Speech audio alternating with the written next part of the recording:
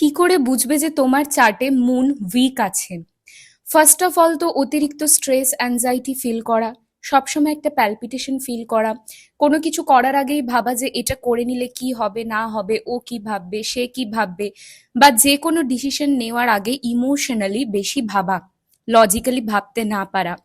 Secondly, অনেক সময় দেখবে যে মায়ের সঙ্গে তোমার বন্ডিং ঠিক থাকছে না, কোনো না কোনো ব্যাপারে ডিস্টেন্স ক্রিয়েট হয়ে যাচ্ছে, তাহলে বুঝে নিতে হবে কিন্তু চার্টে মুন উইক রয়েছে।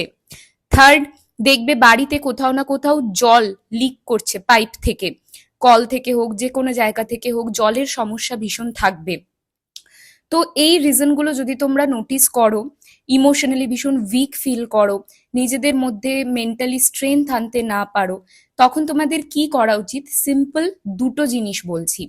ফার্স্ট কি, রেগুলার সকালে ঘুম থেকে উঠে ফ্রেশ হয়ে রুপোর গ্লাস থেকে কিন্তু 1 গ্লাস জল খেতে হবে খালি পেটে।